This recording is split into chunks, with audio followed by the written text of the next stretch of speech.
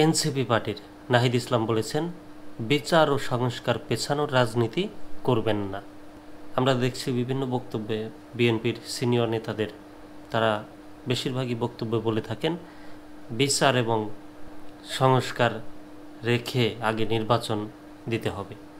সেই জায়গায় যারা আন্দোলন করেছেন, আন্দোলনের 5 আগস্টের আন্দোলনে নেতৃত্ব দিয়েছেন, তারা একমাত্র দাবি করছেন যে আগে বিচার এবং সংস্কার হোক, তারপরে নির্বাচন।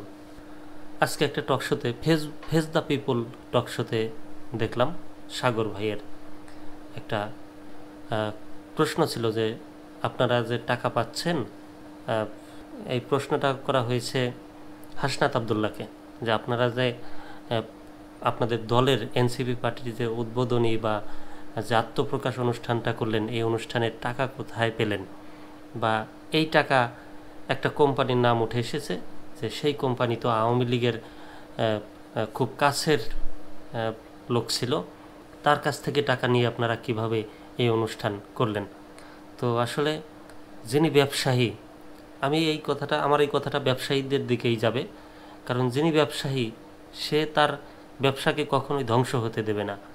তাতে সে আওয়ামী লীগের সাথেই থাকতে হোক আর বিএনপির সাথেই থাকতে হোক, বা এই যে নতুন এনসিপি পার্টির সাথেই থাকতে হোক, তার একটা প্রতিষ্ঠান দাঁড় করতে অনেক কষ্ট হয়েছে বা অনেক ত্যাগের পরে এসে একটা প্রতিষ্ঠান দাঁড় হয়। সেক্ষেত্রে সে যে কাউকে টাকা দিয়ে তার ব্যবসা প্রতিষ্ঠান টিকিয়ে রাখতে চাইবে। আর এবার সেই সরকার ব্যবস্থা, এই যে দেশে যে ছোটোখাটো ছিনতাই, চুরি, চাঁদাবাজি, দখলদারি, এই টাকা দিয়ে কখনো নির্বাচন হয় না। নির্বাচন হয় কার টাকায় জানেন? যেমন ডোনাল্ড ট্রাম্পের নির্বাচনে, সম্প্রতি যে নির্বাচন গেল ডোনাল্ড ট্রাম্পের, এই নির্বাচনে বিশ্বের সবচেয়ে ধনকুবের তিনি হচ্ছেন ইলন মাস্ক। ইলন মাস্ক কিন্তু প্রচুর টাকা দিয়েছেন তার এই নির্বাচনী প্রচারণার জন্য। তিনিও কিন্তু একজন ব্যবসায়ী। সেক্ষেত্রে বাংলাদেশে যদি কোনো ব্যবসায়ী রাজনীতিবিদদের রাজনীতি করার জন্য টাকা দেয় বা নির্বাচনী প্রচারণার জন্য টাকা দেয়, সেটা এক ধরনের অপরাধের চোখে দেখা হয়।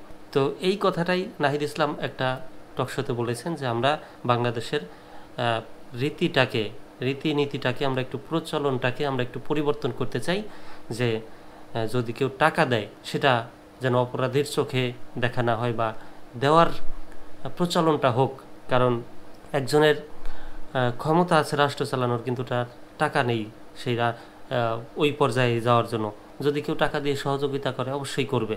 সেক্ষেত্রে বড় বড় ব্যবসায়ী যারা আছেন তারা, আমার একটা ধারণা যে সরকার গঠনে বড় ভূমিকা রাখে বা টাকা পয়সা দিয়ে সহযোগিতা করে। আপনাদের কি মনে হয় অবশ্যই সেটা কমেন্টে জানাবেন।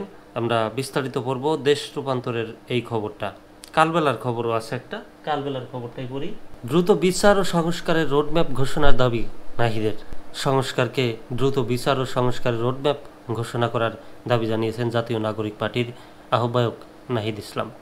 সোমবার রাজধানীর সরোয়ার্দী উদ্যানে শহীদ পরিবার এবং আহতদের নিয়ে এনসিপির ইফতার মাহফিলে দাবি জানান তিনি। নাহিদ ইসলাম বলেন, সরকারকে বলবো দ্রুত বিচার ও সংস্কারের রোডম্যাপ ঘোষণা করতে হবে। কতদিনের মধ্যে কোন প্রক্রিয়ায় আমরা দৃশ্যমান বিচার কার্যক্রম দেখতে পারবো এবং দৃশ্যমান সংস্কার আমরা বাস্তবায়ন করতে পারবো, সেটার সুস্পষ্ট রোডম্যাপ অবিলম্বে ঘোষণা করতে হবে। তিনি বলেন, বাংলাদেশে আমাদের প্রধান উপদেষ্টা ডক্টর ইউনূস, তাকে আমরা আহ্বান জানিয়ে সরকারের প্রধান উপদেষ্টা করেছিলাম। অন্যান্য উপদেষ্টাবৃন্দ রয়েছেন, সেনাপ্রধান রয়েছেন, তারা প্রত্যেকে কিন্তু কমিটমেন্ট দিয়েছিলেন মানুষের জানমালের নিরাপত্তা এবং বিচারের দায়িত্ব তারা নিচ্ছেন। ফলে এই কমিটমেন্ট থেকে কিন্তু তারা দূরে সরে যেতে পারবেন না। জনগণের সামনে কিন্তু দাঁড়াতে হবে। ফলে আমরা কিন্তু কড়াই গণ্ডায় জবাবদিহিতা নেব।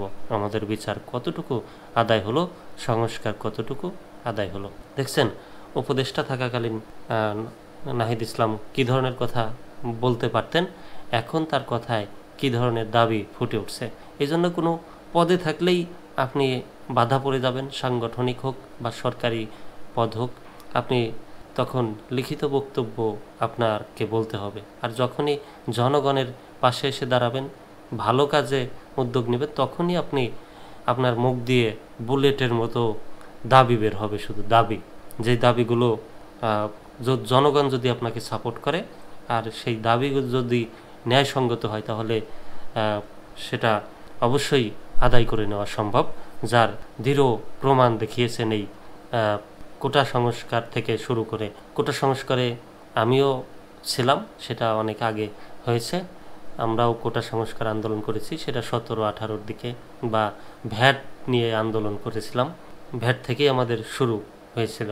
তো প্রাইভেট বিশ্ববিদ্যালয়ের উপরে 7% বা 15% এরকম একটা ভ্যাট বসিয়েছিলেন তৎকালীন শিক্ষামন্ত্রী। তো আস্তে আস্তে ছাত্ররা কিন্তু সেই যে শুরু ভ্যাট, কোটা, তারপর এখন দেখেন ছাত্ররাই দেশের দায়িত্ব নিতে যাচ্ছে।